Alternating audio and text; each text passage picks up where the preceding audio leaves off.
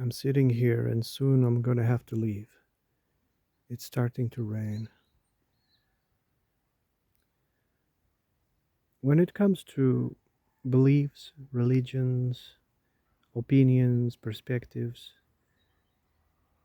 it's something personal, and everybody is entitled, everybody has the right to do whatever they want, to believe whatever they want. It becomes a problem when they try to convert others to their point of view, to their perspective. That's when it becomes problematic. Why do they do it? If it is true, then it's universal, right? It's like a good product. If it's good, you don't need to do advertising. People will go to it naturally. You don't need to do advertising. And it goes for religions, beliefs, philosophies. People will naturally gravitate towards it. You don't need to advertise it at all. If it's universal, if it's the truth, people will seek it. The truth doesn't have a beginning nor an end in time. The truth is the truth is the truth, right? It doesn't expire as well. The truth is always omnipresent, it's always there. It's like the soul, it's there.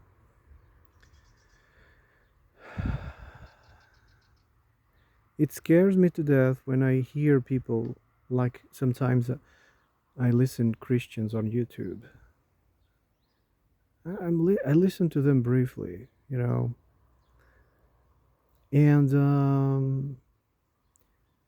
they have this belief that one day 100% of humanity will be Christian.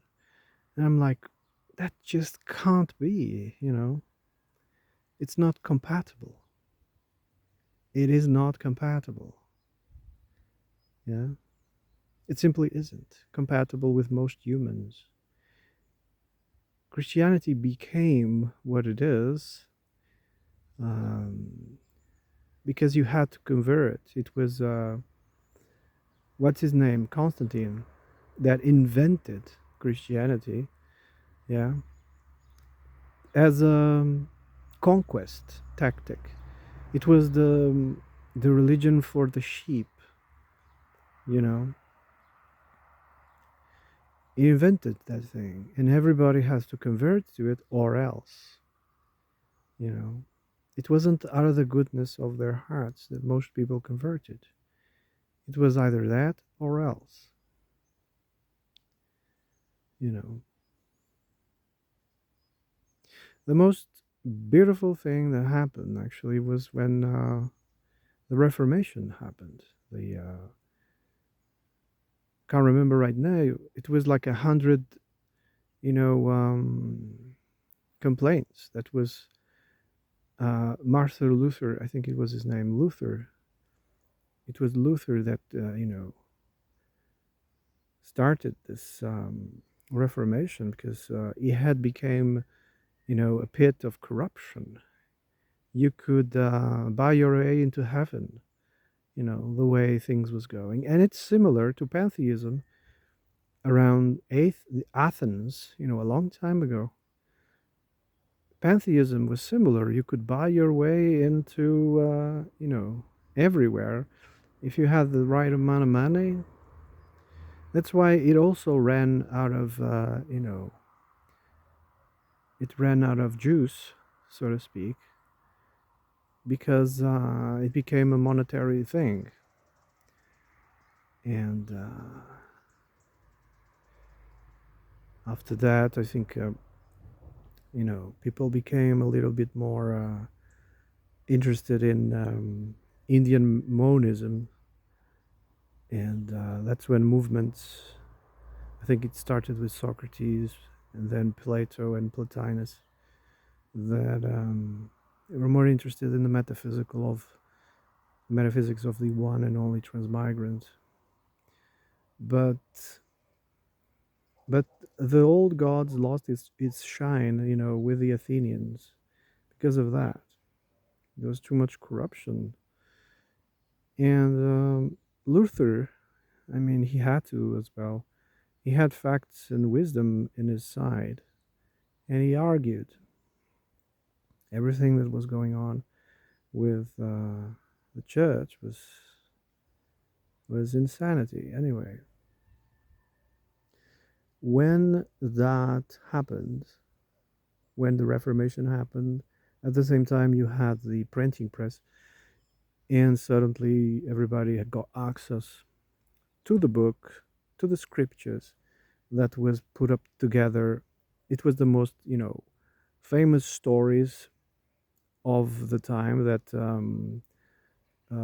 the Constantine Emperor, put together.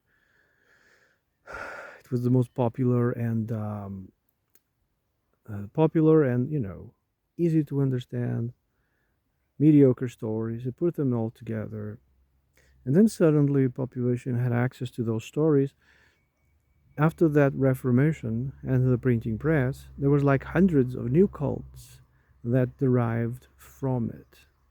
Christians to this day hate the Reformation and the printing press because gave birth to hundreds of cults. Anyway, everybody could have their own interpretation. There's at least three interpretations of the book. You can see it as an allegory, you can see it as a moral text, you know, um, and other interpretations I can't remember right now. Literally, it's not. Although some people say, "Oh, it's literally happened. Everything that happened in the Old Testament, the New, it's literal. It's true." Are you crazy? That's crazy talk. There's a lot of people that should stay away from, scriptures. They go crazy on these things. I don't know what the mechanics are, but I suppose it has to do with fear. Fear for the future, fear of the unknown, fear of death, what happens after death. And they memorize and read it like their life depends upon it because they are so afraid of what happens when you die. You know, it's fear. It's out of fear, I would say.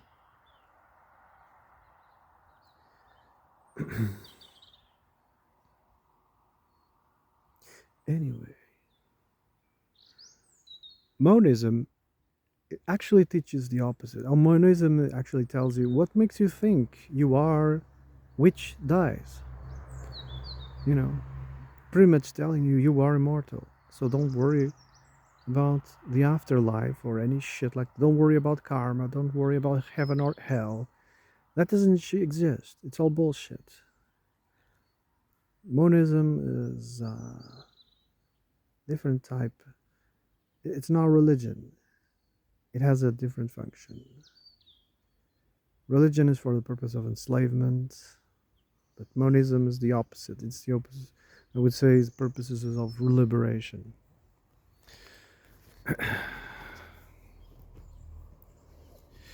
It liberates you from the dichotomies. It liberates you from the fear of the future, from the fear of death, etc.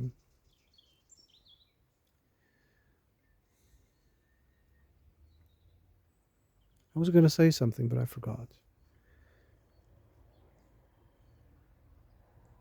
Yes.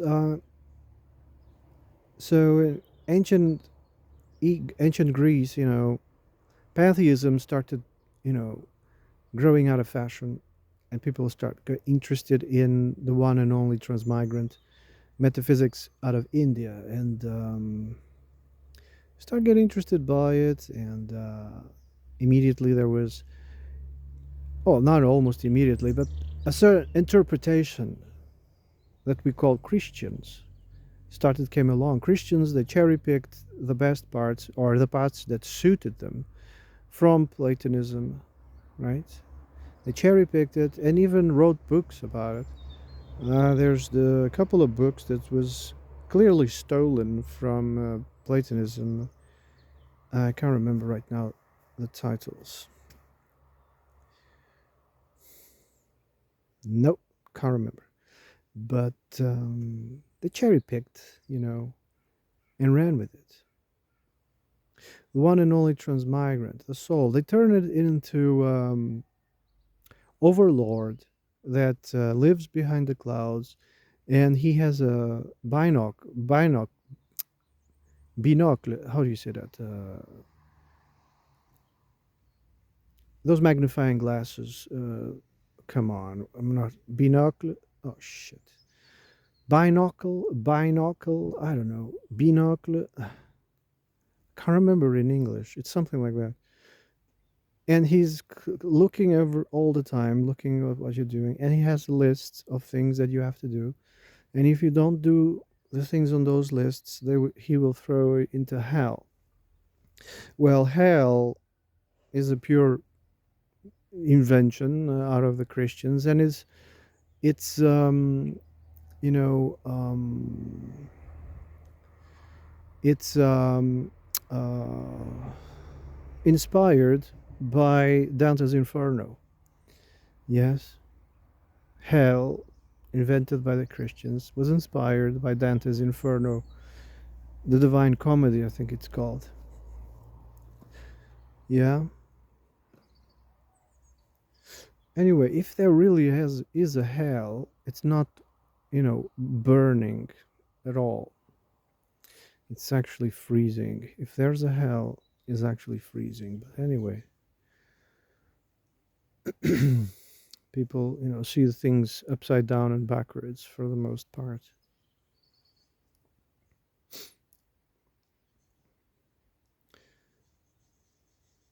If it's universal, people will gravitate towards it. Most of the times we are already there. We just don't know it. It's this ontology that gives you a peace, quiet, yes, that gives you concentration, that gives you strength, happiness. It's this ontology that gives you good things. It's pretty simple. People gravitate naturally towards it.